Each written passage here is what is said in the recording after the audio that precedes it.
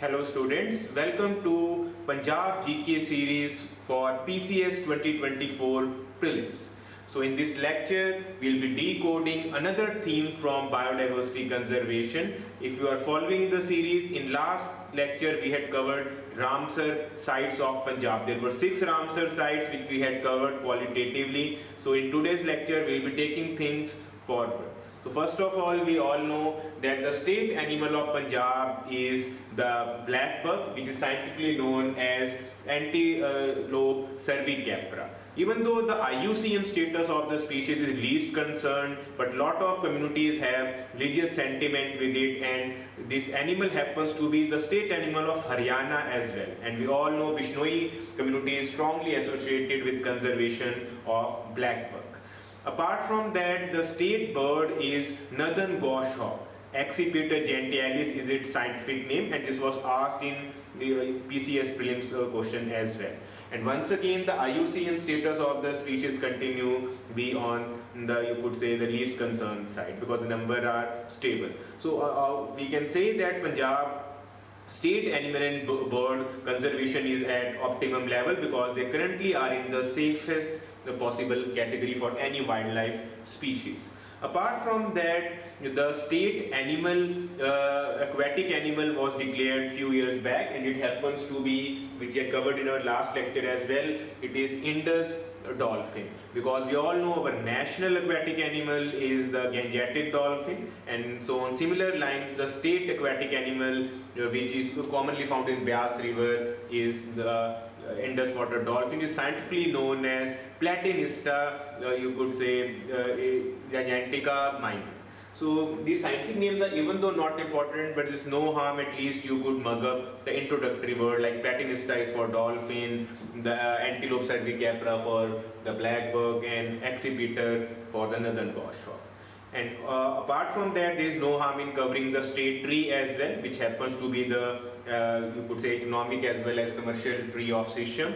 Scientifically, it is known as Dalbergia siso. And once again, there is the same repetitive part that we have sufficient number, so IUCN status is once again the least concern. Now let's move to the main part of the lecture, that how to conserve the larger biodiversity which is there in state of Punjab, and the protocol remains the same as we cover in our formal environment and ecology lectures for civil services. So we know there are two broad strategies for conservation. Either we opt for in-situ conservation or for ex-situ conservation. The in-situ conservation is the preferable or the ideal way to conserve wildlife in nature, because they aim at conserving the wildlife species in their natural habitat. That's why it is called in-situ. And the methods include biosphere reserve, national parks, wildlife sanctuaries, community reserve, conservation reserves. Even the sacred groves is at times considered a mode of in-situ conservation, as species are evolving and being conserved in their natural habitat. There are more chances that species will adapt and evolve in this method. So these are the methods in which we get the best optimum results. Coming to the ex-situ conservation, these are the methods when species are conserved outside their natural habitat by employing some scientific means, and these methods at times help in prolonging the journey of any wildlife species. So the methods include zoological park. We all know Punjab has the famous Mahendra Chaudhary Zoological Park in Chatbir. You might have even visited, all those who are watching this video, and it's quite a significant zoological park in northern India. Lot of species are being conserved there. And then we have botanical gardens where the plants are mainly conserved. And then some methods like seed bank, ovum bank, pollen bank, cryopreservation, aquarium, the cloning of some species can be tried. So these are some costly methods which at times are employed. Now once you are clear with the two broad strategies, we need to focus that how we have to apply this information to state of Punjab. So basically, even while you are preparing for the national from perspective, the civil services examination, then the main focus always revolves around the three basic in-situ conservation methods: the national park, biosphere reserves, and wildlife sanctuaries. Out of these, we know that there are 18 biosphere reserves in India, and unfortunately in Punjab there is no biosphere reserve. So we can say the task is cut short in case of memorizing the local fact, because there is no biosphere reserve in Punjab or Haryana. And we have seen that both Punjab and Haryana have the distinction of having the least forest cover. Only Hoshiarpur is the only district which has almost roughly 33% area under forest cover. Otherwise, all other districts are on the lower side. The real reason for all this is because Punjab has to shoulder the burden of being the food grain, you could say, capital. It contributes to the central pool. So due to agrarian, you could say, reasons, the forest conservation has taken sidestep, and being a plain state and having fertile ground, that was a rational or logical thing to do, considering the larger goal of meeting the population of, you could say, currently we are the most populated country in the world. So environment point of view, the biosphere reserve methods was not possible because we don't have sufficient area under which some diversity of species was also there. Now the second major strategy which we say that under Wildlife Protection Act 1972, there was a term that we have to establish national park, and national parks aim at conservation of some keystone species, particularly large wild animals. So on that ground, once again surprisingly, even though India has 100 plus national parks as of now, in Punjab there is no national park. So we see that in biosphere reserve and national park conservation, it's the central government which comes into the picture, and that's why their name national park is in. They are created by a central legislation and they have a permanent status. So at times states are quite hesitant to declare their wildlife sanctuaries or elevate them as national parks, because overall their control then is comparatively reduced. And then comes the third major method, the wildlife sanctuary. Now India has done quite remarkably well in wildlife sanctuary, in part because it aims at conserving the species in their natural habitat. It may be some wild animal or bird or even some insectivorous plant. So that's why they number spiral ups. There are 550 plus wildlife sanctuaries in India, and out of these we can say that these two parameters which you are seeing on your blackboard come under the Punjab Wildlife Sanctuary. So we can say that Punjab conservation strategy point of view, you just have to mug up these sanctuaries. The specific question which can be asked in this section is they might ask you 3 or 4 wildlife sanctuaries out of the list and just ask the specific districts associated. So even though we know Punjab is not a large state, but the names since are not too familiar, and rarely when we do this activity in our class lectures as well, formal, offline, rarely students have heard this name. So it will take a few moments to just mug up or realize that these are all the sites which you have to memorize. And since already we have seen the Biosphere of National Park, there was nothing much to do in it. So there is no harm in memorizing each and every wildlife sanctuary on tips. At least one factual question you could easily get hold of, and it will not be a cup of tea for all the students who are preparing for this examination. So Harike, if you have followed the last lecture, we had seen that it's at confluence of Beas and Satluj, and it's the first and the most largest Ramsar site, freshwater in nature, which we had mug up, and we had highlighted districts there. So basically it will not be too difficult to memorize Harike. So you could recollect the districts in your mind. Yes, it's Harike is in, you could say, Taran district, Firozpur and Kapurthala. So these 3 districts are associated with Harike, and this is the only wildlife sanctuary which is spread across multiple districts. Otherwise, the rest of the names will be associated with one district only. Coming to Takni Rahimpur. Now Takni Rahimpur is there is no surprises, as we have just said that Hoshiarpur is the only district which has over 33% area under its, you could say, under forest. So this is the wildlife sanctuary of, most famous wildlife sanctuary of Hoshiarpur, and you happen to be, there is no harm in even exploring it. Then the third one is comparatively easy because in Punjab we know the Bohar is in Fazilka district. So even though if you have not covered this part while you are covering the district or the administrative division part, we easily can relate a Bohar to Fazilka district. So this one is quite manageable and rarely examiner might ask this one. Now the B Ashwin is the one which at times student make mistake. It is in Sangrur district because generally as you could see in the second category this Bir word is coming again and again because this is where the forest come into the picture. So make sure this one is the standard, that's why I have placed it in the second column. Now Nangal, Jhajjar Bacholi happens to be in the same district, the current district which is called Roopnagar, earlier it was called Ropkar. And Khathlor, Khushliyan, this one is in the Pathankot region. So this is a difficult name to mug up and not many students are generally familiar with it as well. So make sure if you are from that district you might have heard, otherwise if you are a Tri-City student, this name is going to be a little tricky one to memorize. So make sure you cut short it by Kushwar, Kushliyan or Kathalor, that's up to you. So out of these we can see each and every one is falling in some unique district which make this topic a little tricky one.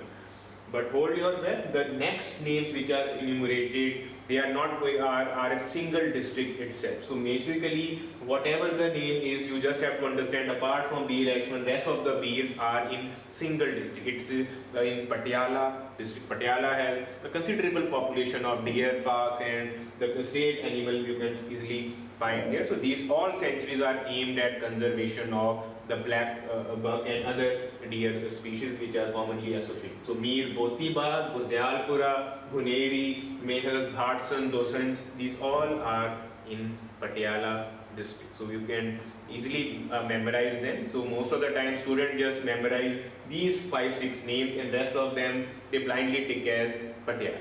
So these are the full and final, you could say, list of the wildlife sanctuaries in state of Punjab. Now the another important part which Punjab is a leader in it is the community reserves. Now you have to understand at times students tend to confuse community reserves with the biosphere reserve method since the name reserve is coming, but the both of these are totally diametrically opposite methods. In biosphere reserve, as enunciated by the UNESCO Man and Biosphere Program in 1972, these biosphere reserves primarily aimed at conservation of entire ecosystem. So basically there are 3 zones which are created. There is innermost core zone, then there is a buffer zone, and then there is a outer transitional zone which acts as a buffer between deep forest and the rural or the township associated, where limited tourist activities are allowed. Otherwise, the strictest protocols are conservation are followed in the core and buffer zone, and only research and education purpose limited infrastructure is created. So basically they want to create, conserve the species in their raw form and so that there is no outside interference. So basically it's quite an ideal method because these 2 methods are primarily aiming at conservation of some wild animal or keystone species. Biosphere reserve focuses on conservation of both biotic as well as abiotic component. That's why we are seeing that the approach is ecosystem and people are prohibited from entering like limited activities like raising of animals or collecting plants for, you could say, some medicinal purpose or developing it for religious tourism. These activities are generally not entertained at any cost because conservation of species in its entire ecosystem is the focus. In community reserve, they are notified by the state government, they are managed by chief wildlife warden, and once they are notified, the area gets a subsidiary importance, but the public activities are not restricted. Generally, if someone wants to graze his goat or a livestock animal like cattle, it would be allowed. Even collection of plants is entertained. So basically, you have to understand in this a motivated individual or a community which feels like conserving the area for in-situ conservation, primarily for some ancient you could say secretarial purpose, they are allowed by state government. And Punjab is the lead player because it is the first to ever community reserves in India were established at, you could say, the Lalwan and Keshwapur Mayani. Now the 2 more have been created and more states are now coming up with the community reserve because These three are the main formal method, and this is a sporting tool, but nevertheless an important tool, and we need more such community reserves in areas where we can see which do not have the luxury of conserving the deep forest within.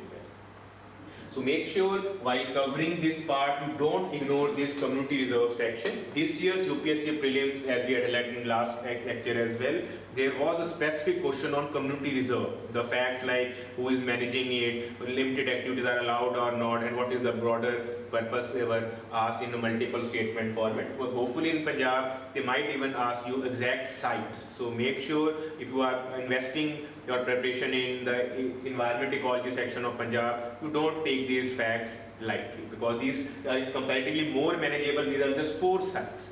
The first one, Keshwapur Myani, if you memory could recollect, we had covered in our new Ramsar sites added in Punjab. So it's in Gurdaspur district.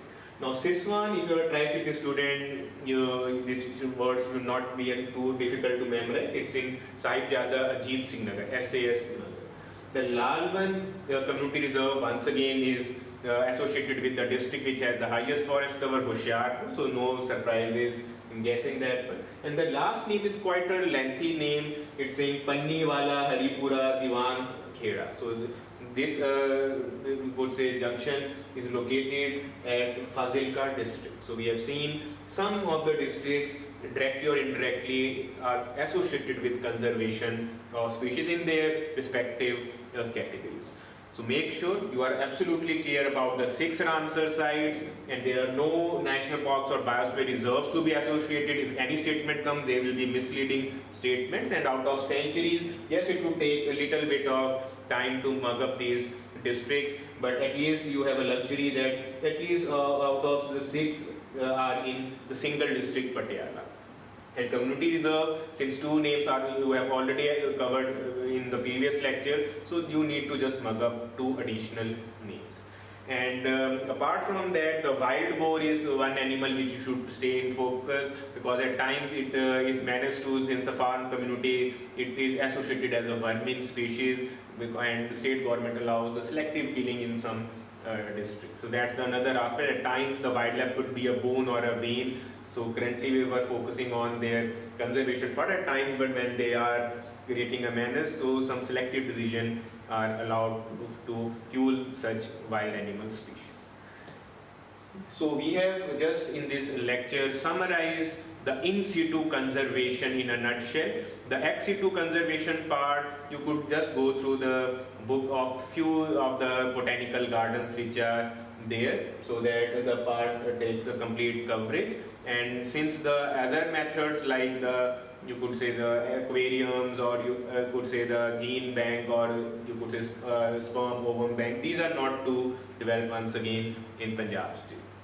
And the main, you could say the achievement in case of species is the reintroduction of Gharial in Vyas river, which we have highlighted in earlier lecture as well, because Gharial is a critically endangered species. Unlike these species which are of least concern, the global WWF and IUCN are having watch at that project, and India has successfully reintroduced that iconic species, which happens to be the keystone species in the ecosystem. Its presence indicates that ecologically the ecosystem is functioning full to its potential. Apart from that, the dolphin part, the census count was also organized, and the number is quite stable when considering we have just limited rivers of Byas and Satluj in which this iconic species thrives and manages the ecological conservation of them. So I hope this was all in our second lecture of environment and ecology associated with the Punjab GK part. So make sure you memorize and update them in your class notes, so that once, because we write in our own handwriting, there are more chances of memory to recollect these sites at examination level. So we'll be back with another final round of biodiversity conservation in Punjab, and we will cater to the environmental pollution related problems, because of late it's a winter time already. Air quality index, we are seeing some negative news coming from lot of district due to stubble burning, but that's not all which we have to cover in Punjab. We'll be highlighting some specific problems which over the years have been getting Punjab a lot of you could say negative publicity and controversies. So stay tuned on our YouTube channel and keep following Punjab GK series. For any doubts, ask them in comment section. We will revert. Thank you very much. Have a nice day.